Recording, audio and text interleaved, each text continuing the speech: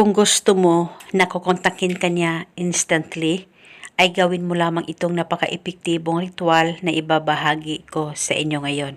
Basta dapat buong-buo ang loob mo at dapat wala kang pagdududa o pagdadalawang isip sa mga ganitong pamamaraan. At panigurado ngayon mismo, kakausapin ka ng mahal mo sa oras na magawa mo ang ritual na ito. Isa itong paraan at isang gabay para tuloy-tuloy ang pagmamahalan at magandang relasyon ninyong dalawa ng partner mo. Basta huwag kalimutang palaging magdasal at manalangin at hilingin ng buong puso. Pwede mo ito gawin sa kahit na anong araw o oras na gusto mo. Ang gagawin mo lamang, kumuha ka ng papel at panulat at isulat sa papel ang kanyang tunay na pangalan at apelyido ng 3 beses.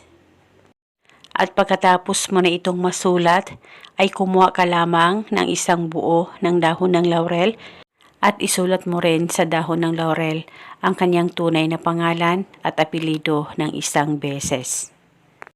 At pagkatapos, hawakan mo muna saglit ang papel at ang dahon ng laurel. Titigan mo ito ng maigi, mag-focus at mag-concentrate ka at ibulong mo ang mga salitang ito. Pangalan at apelyido, sa kapangyarihan nitong ritual, ngayon mismo ako ay tatawagan mo. Ibulong mo lamang ito ng 3 beses.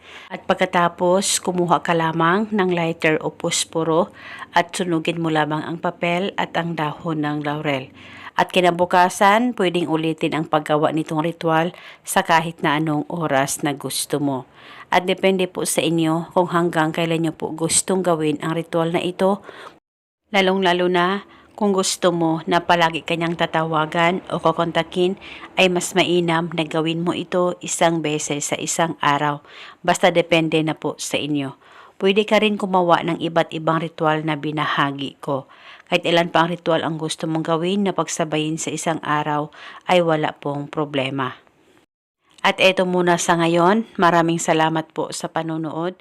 May God bless us all.